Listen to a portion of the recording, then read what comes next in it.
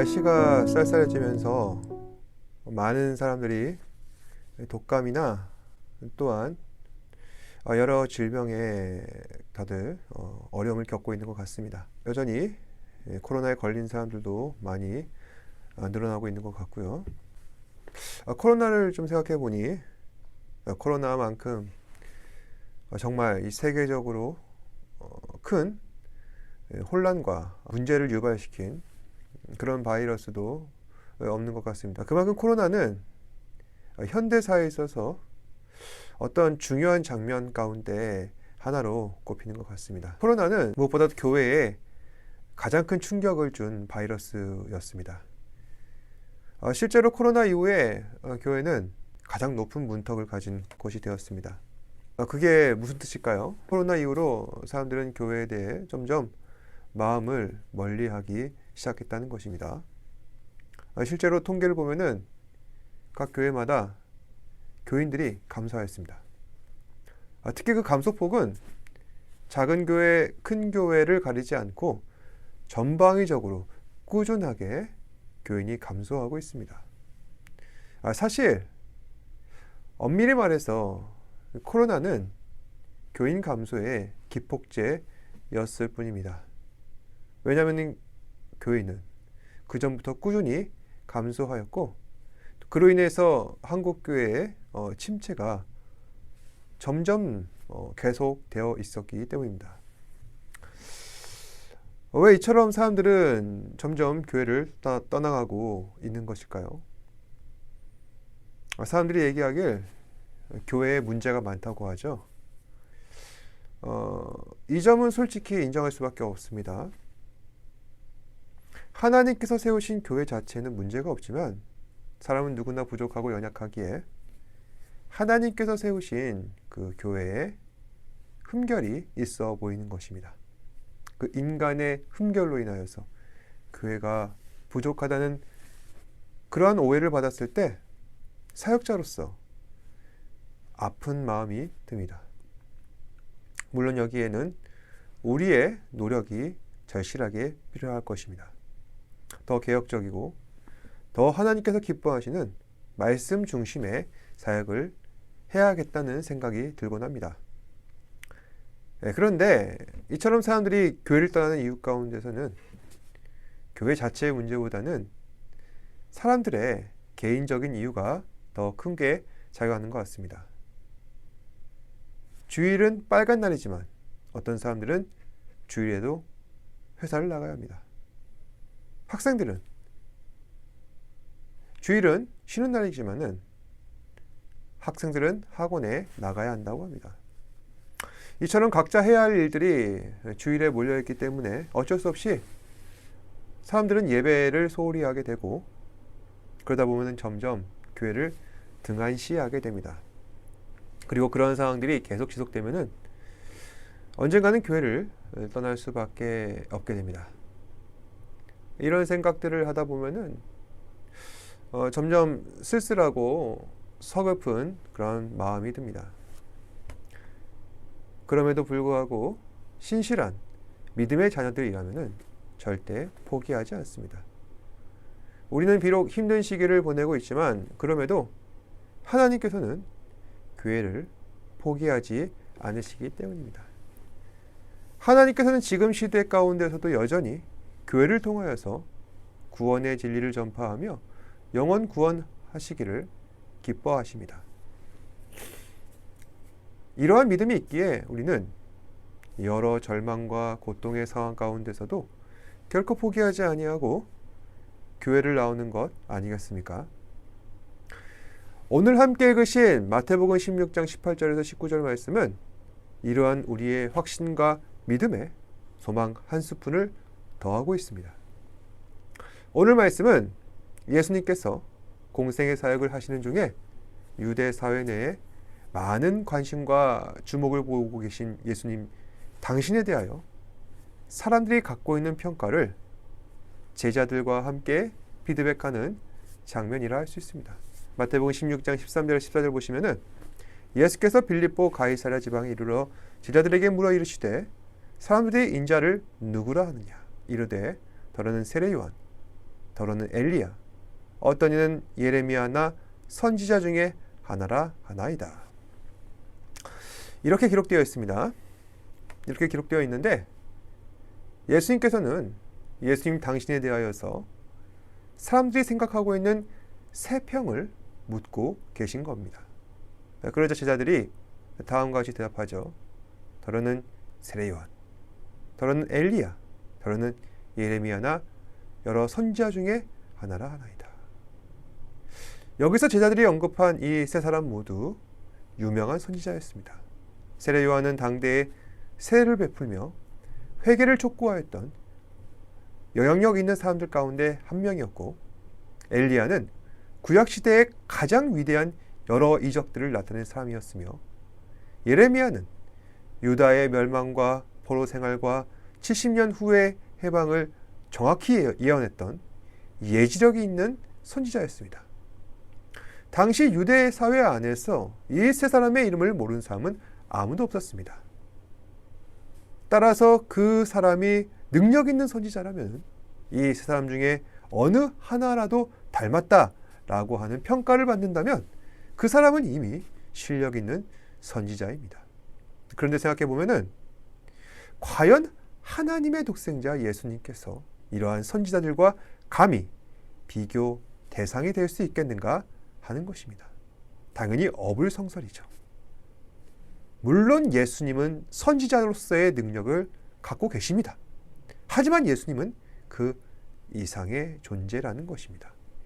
따라서 제자들이 예수님과 앞선 세 명의 선지자들과 비교를 하였을 때 만약에 제가 예수님이라면은 제자들의 말에 실망하였을 것입니다. 그렇지만 예수님께서는 이처럼 사람들 말에 일희일비하시는 그런 분이 아니십니다. 중요한 것은 내가 예수님에 대하여서 제대로 알고 있는가, 그것이 중요한 것이죠. 예수님의 존재, 예수님의 지위, 예수님의 목적, 예수님의 비전, 이거를 알고 있어야 합니다. 그래서 예수님께서는 제자들에게 물으십니다. 마태복음 16장 15절 말씀에 이르시되 너희는 나를 누구라 하느냐. 그러자 제자들 가운데 예수님의 수제자 베드로가 이와 같이 대답합니다. 마태복음 16장 16절에 시몬 베드로가 대답하여 이르되 주는 그리스도시요 살아계신 하나님의 아들이시니이다. 이른바 그 유명한 베드로의 신앙 고백인 것이죠. 베드로는 예수님께서 너희는 나를 누구라 하느냐라고 하는 이 질문에 주는, 그러니까 예수님을 주, 왕, 주인으로 대답하는 것입니다. 그러면서 주는 그리스도시요, 여기서 말하는 그리스도란 메시아를 말하는 것이죠. 당시 사람들은 예수님에 대하여 누군가의 아류로만 생각했었습니다. 예수님은 세례 요한의 아류시다. 예수님은 엘리야의 아류시다. 예수님은 예레미야의 아류시다. 그런데 베드로는 예수님은 누군가의 아류가 아니라 하나님께서 약속하신 메시아로 분명하게 주장하고 있다는 것입니다. 또한 베드로는 예수님을 살아계신 하나님의 아들이다. 그러니까 예수님은 단순한 인간이 아니라 신적 권위를 갖고 계신 하나님의 아들이시다. 즉 하나님이시다. 예수님의 존재에 대하여 분명하게 전하고 있는 것입니다. 지금 이 사실은 우리에게 있어서 너무나도 당연한 사실이지만 진리지만 당시에는 놀라운 신앙 고백이었습니다. 왜냐하면 당시 유대 사회는 예수님 오셨음에도 여전히 메시아가 오지 않았다, 그렇게 믿고 있었기 때문입니다. 사람들은 예수님을 메시아로 인정하지 않습니다. 그저 누군가의 아류 정도로만 생각했었습니다. 그래서 예수님께서는 이처럼 베드로와 같은 신앙 고백을 하는 사람들을 귀하게 여기셨습니다. 베드로와 같은 신앙 고백, 예수님을 그리스도요 살아계신 하나님의 아들로 믿는 사람들, 예수님께서는 이러한 신앙 고백을 가진 사람들을 향해 특별한 은혜를 내려주십니다. 마태복음 16장 18절에 보시면은 또 내가 내게 이르노니 너는 베드로라, 내가 이 반석 위에 내 교회를 세우리니 음부의 권세가 이기지 못하리라. 베드로와 같은 신앙 고백을 하는 사람, 예수님을 그리스도요 살아계신 하나님의 아들로 믿는 사람, 이러한 사람들을 향하여 너는 교회를 세우리라. 그리고 그 교회는 음부의 권세가 이기지 못하리라. 그리고 19절에 내가 천국 열쇠를 내게 주리니 내가 땅에서 무엇이든지 매면 하늘에서도 매일 것이요 내가 땅에서 무엇이든지 풀면 하늘에서도 풀리리라. 지금 예수님께서는 베드로와 같은 신앙 고백을 가진 사람들에게 천국 열쇠를 맡겨주신다 하십니다. 여러분, 천국 열쇠는 무엇일까요? 복음을 말하는 것이죠. 복음. 그러면 복음이란 무엇입니까? 오늘 함께 읽으신 말씀 속에 복음이 있습니다.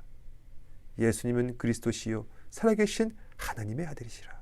바로 이 사실이 복음이고 천국에 들어가는 열쇠입니다. 오늘 말씀에서 예수님께서는 베드로에게 천국 열쇠를 맡겨주신다 하셨습니다. 이 말씀의 의미는 사람들에게 너희가 복음을 전하여서 천국으로 인도하도록 하겠다라고 하는 이 중요한 역할을 베드로에게 맡겨주셨다는 것입니다.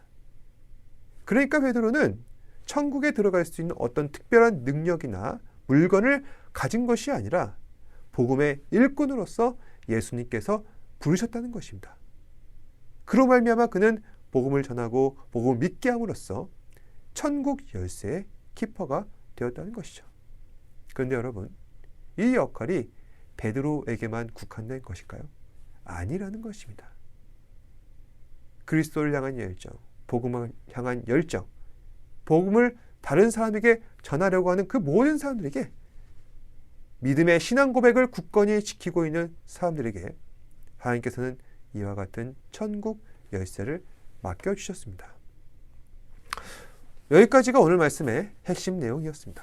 사실 이 내용들은 이미 전에도 말씀을 드린 바가 있고, 제가 드린 말씀들을 못 들으신 분들도 한 번쯤은 누군가로부터 분명히 이런 얘기가 있다는 것을 알고 계실 겁니다. 예수를 믿으면 구원을 받고 예수를 구세주로 믿으면 천국 백성이 된다는 사실을 우리 모두가 다 알고 있습니다. 저는 그런 뻔한 말씀을 드리고 싶지 않습니다. 중요한 것은 이 사실을 우리 삶에 어떻게 적용하느냐. 여러분께서는 베드로의 신앙 고백을 갖고 계십니까?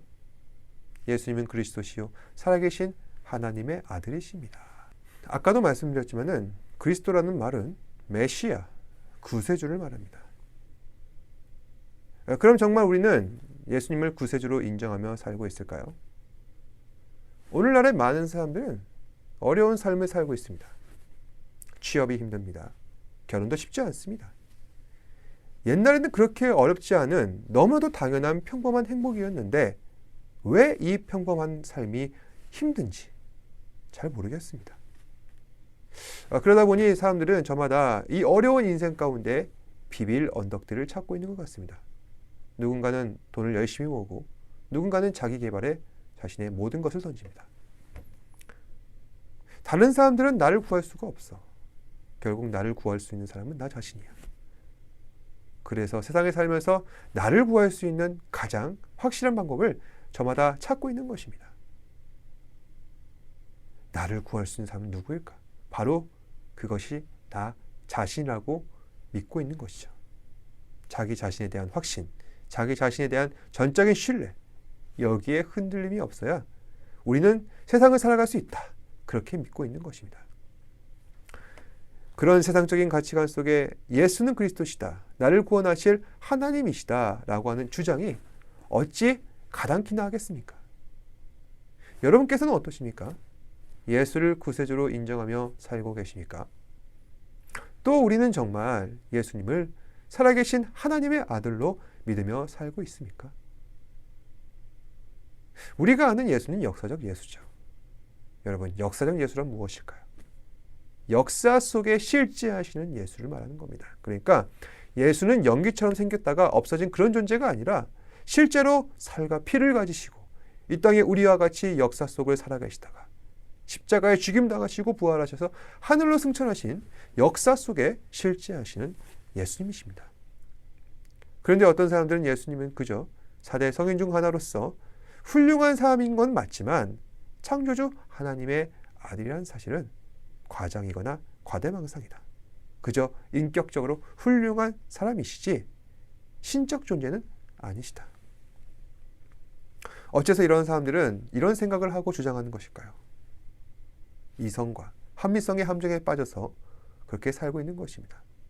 예수라고 하는 사람을 신적 존재로 인정하고 증명하는 것은 누군가의 그 종교적 자유로서는 우리가 존중할 만하지만 그걸 우리한테까지 주장하고 설득시키려는 것은 지나친 간섭이요 강요라는 것입니다.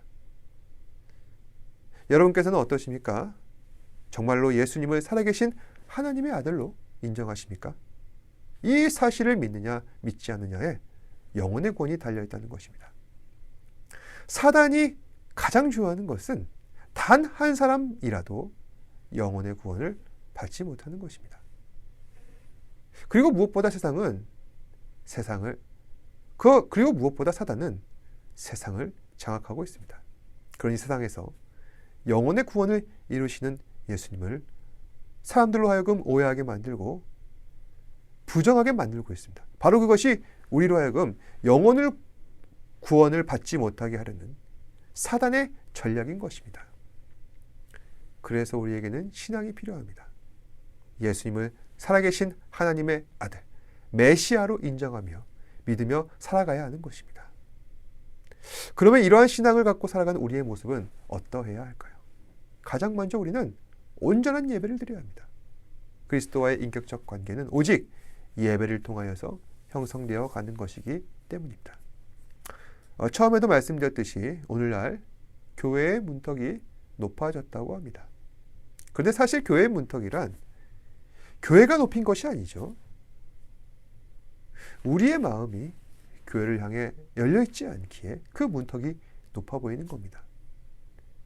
교회는 당신에게 아무것도 요구하지 않습니다. 그저 온전한 예배를 드리라는 것뿐입니다. 여러분께서는 온전한 예배를 드리고 계십니까? 만약 그렇다면 여러분께서는 과연 하나님과의 인격적 관계가 돈독해졌다고 확신하며 답하실 수 있으십니까? 제가 이 기회에 있을 때마다 이처럼 예배를 강조하는 것은 교회의 주된 사역이 예배이기 때문에, 그리고 예수님께서 이 땅에 오신 궁극적 목적이 예배이기 때문에 이처럼 예배를 강조하는 것입니다. 예수님께서는 왜 우리를 구원하셨습니까? 예수님께서 우리를 구원하신 궁극적인 목적은 우리로 하여금 하나님을 예배하게 하려는 것입니다. 에베소서 1장 4절에서 6절 말씀에 이런 구절이 있습니다. 곧 창세전에 그리스도 안에서 우리를 택하사 우리로 사랑 안에서 그 앞에 거룩하고 흠이 없게 하시려고 그 기쁘신 뜻대로 우리를 예정하사 예수 그리스도로 말미암아 자기의 아들들이 되게 하셨으니 이는 그가 사랑하시는 자 안에서 우리에게 거저 주시는 바 그의 은혜의 영광을 찬송하게 하려는 것이라. 여기서 중요한 것은 창세전에 그리스도 안에서 우리를 택하사, 하나님께서는 우리를 창세전부터 택하셔서 구원하시기로 예정하셨는데 그렇게 우리를 선택하신 목적은 6절에 그의 은혜의 영광을 찬송하게 하려는 것이라. 그러니까 하나님께서는 우리로 하여금 하나님께 영광 돌리기를 원하신다. 그래서 우리를 구원하셨다는 것입니다. 하나님께 영광, 바로 그것이 예배입니다. 하나님께서는 우리가 하나님을 예배하는 것을 원하십니다. 그것이 우리가 구원받은 궁극의 목적인 것입니다. 그럼에도 사람들은 하나님을 예배하지 않습니다. 더 큰 문제는 이미 구원을 받았고 예수님을 내 삶의 주인으로 인정하며 나는 하나님의 자녀라, 이처럼 고백하는 사람들이 하나님을 예배하지 않는다는 것입니다. 만약 주님의 자녀가 하나님을 예배하지 않는다면 과연 그 사람을 주님의 자녀라 자청할 수 있겠습니까? 또 만약 교회가 하나님을 온전히 예배하는데 소홀한다면 과연 그 교회는 주님의 몸된 교회라 할 수 있겠습니까? 또 만약 교회가 하나님을 온전히 예배하지 않는다면, 그래서 주님의 자녀들이 하나님과의 인격적인 관계가 소홀해진다면 과연 그 사람들은 하나님의 나라를 상속받을 수 있게 될까요?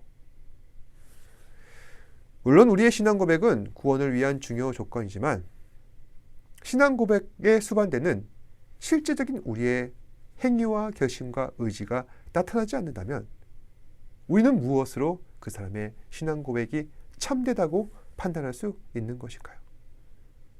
사랑하는 여러분, 우리가 소망하고 기대하는 하나님의 나라는 교회와 이어져 있습니다. 예배와 연결되어 있습니다. 가장 기본되는 예배를 우리가 온전히 드리지 못하고 있는데 어찌 하나님의 나라를 기대하며 살 수가 있겠습니까?